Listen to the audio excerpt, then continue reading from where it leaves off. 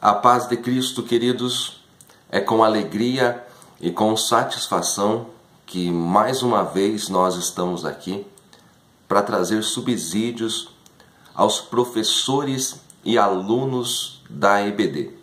Se você está chegando agora neste canal, seja muito bem-vindo, inscreva-se, compartilhe os vídeos, ajude-nos a espalhar a palavra de Deus. Nós estamos estudando neste trimestre a respeito do desafio da evangelização. Falamos a respeito do ID de Jesus, da grande comissão e já temos aprendido muito até aqui e continuaremos a aprender. Nós estamos agora com a lição de número 7, o Evangelho no mundo acadêmico e político.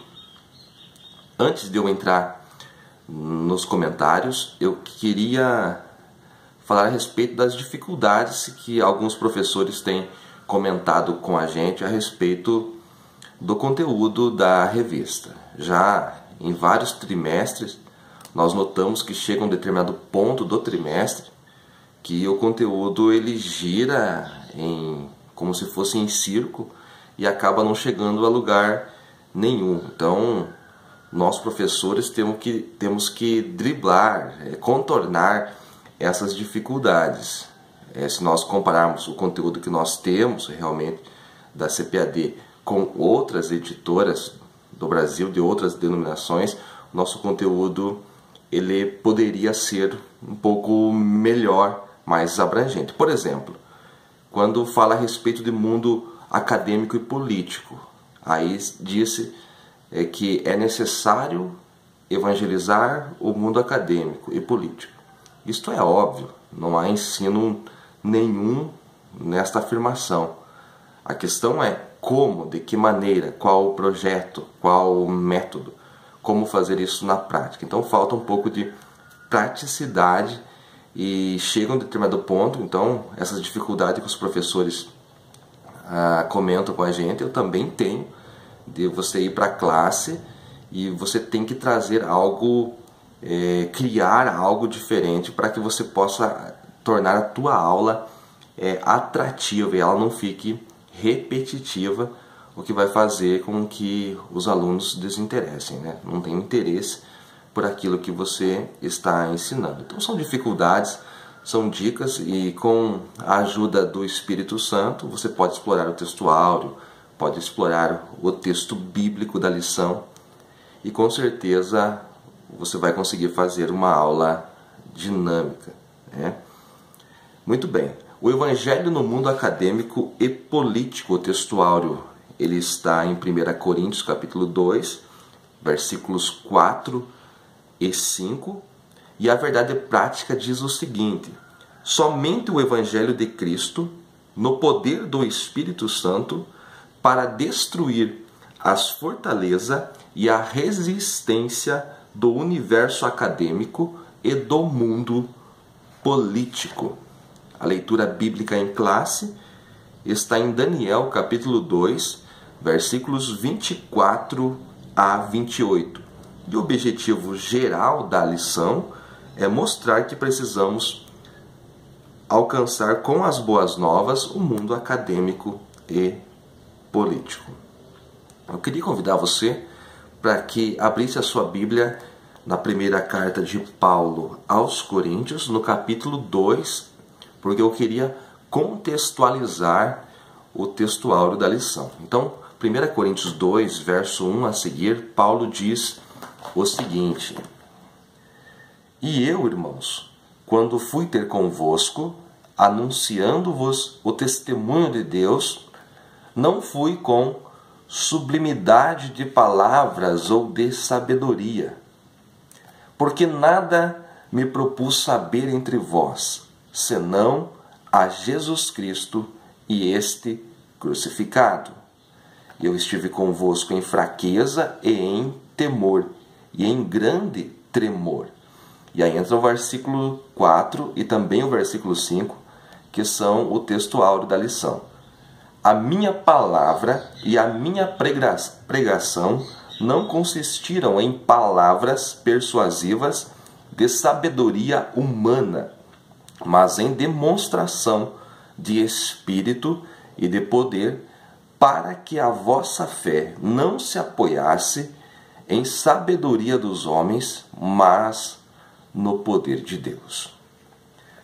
Para que nós possamos entender o que Paulo está dizendo à igreja que está em Corinto, é necessário entendermos o momento em que Paulo escreveu e o que aconteceu antes. Então, há uma necessidade que nós entendamos a sequência da viagem missionária de Paulo. Aqui nós estamos falando ainda da sua primeira viagem, e é necessário que você saia daqui das epístolas e vá para Atos, para que você possa entender a questão.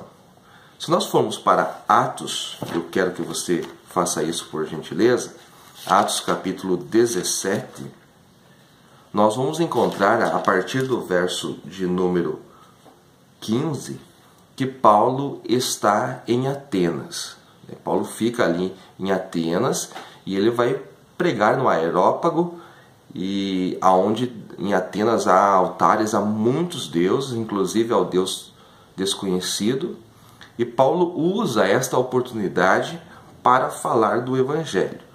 Aí depois do capítulo 17 de Atos, você nota que no versículo 18, no capítulo 18, verso 1 de Atos, diz: e depois disto, partiu Paulo de Atenas e chegou a Corinto. Então, primeiro Paulo está em Atenas, depois Corinto. E quando Paulo escreve o capítulo 2, que nós lemos, da primeira carta aos irmãos que estão em Corinto, ele está rememorando algo que aconteceu em Atenas. Paulo disseminou o Evangelho em Atenas, a capital do saber, a capital da filosofia, uma das cidades mais importantes do mundo de então. E isso foi muito bom. Porém, Paulo teve algumas dificuldades ao disputar ali com os filósofos, com os estoicos, com os epicureus, com os homens que, segundo eles mesmos, detinham o saber da época. Qual o erro que Paulo cometeu em Atos 17, quando ele está em Atenas? Ele anuncia o Evangelho, o que ele tinha muito bem que fazer, mas em determinado ponto ele usa a argumentação dos próprios filósofos, dos próprios sábios que os gregos tinham. E ele anuncia, ele cita até uma parte de um hino que os gregos dedicavam a Zeus, que era considerado a principal divindade da Grécia. Então é necessário que você olhe com carinho o capítulo 17, a partir do verso 15 de Atos, para que você veja a pregação de Paulo. Ele anuncia o que Deus fez, porém ele não confronta os atenienses com pecado, mostrando o pecado deles e que eles não poderiam vencer esse pecado com o saber que eles tinham. Porque era muito difícil você disputar com o pessoal da Grécia em sabedoria, porque eles detinham toda a sabedoria da época. O que eu estou querendo dizer com isso?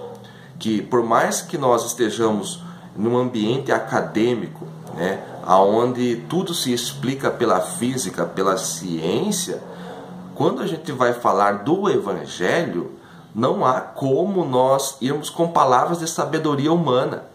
Não há como nós termos argumentos técnicos que vão satisfazer a curiosidade, que vão satisfazer o eu daquelas pessoas que estão nos ouvindo. Quando nós falamos do Evangelho, muito mais do que a sabedoria humana, nós precisamos estar debaixo do poder do Espírito Santo. Porque é só o Espírito Santo que pode convencer o homem do seu pecado. Então é isso que eu queria trazer para você aqui na introdução desta pré-aula. É um detalhe que você pode explorar muito. Olhe comigo Atos 17, verso 18, diz assim que alguns dos filósofos, epicureus e estoicos contendiam com ele. E uns diziam: que quer dizer este paroleiro? E outros: parece que é pregador de deuses estranhos, porque lhes anunciava a Jesus e a ressurreição. Quando Paulo viu que esses filósofos, epicureus, estoicos, zombavam dele, ele tentou entrar no campo da argumentação deles, no saber deles.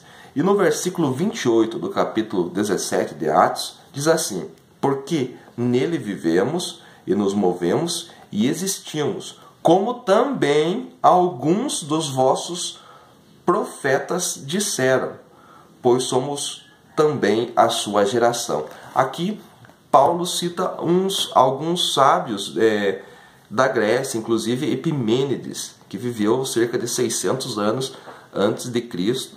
E Paulo conhecia os seus escritos, pois havia estudado com Gamaliel. E Paulo cita aqui Epimênides e tenta vencer os gregos na argumentação técnica. E isto realmente não é possível. Quando nós olhamos que Paulo sai da Grécia e vai para Corinto, ele já não tenta vencer os crentes em Corinto, o pessoal de Corinto que também era muito pagão. Ele não tenta vencê-los com uma argumentação técnica, né?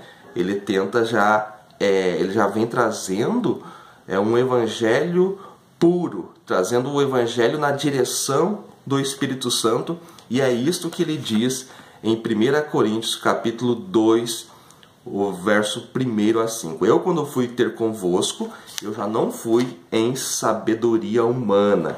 E agora você pode entender o verso de número 4, que está na nossa lição: a minha palavra e a minha pregação não consistiram em palavras persuasivas de sabedoria humana, mas em demonstração do Espírito e de poder. Então há uma necessidade que nós vejamos que o que vai convencer o pecador é a demonstração de Espírito e de poder, e não a sabedoria humana. Então esses são alguns detalhes que eu queria trazer para você nesta introdução desta pré-aula. Com certeza traremos mais e você será ricamente abençoado.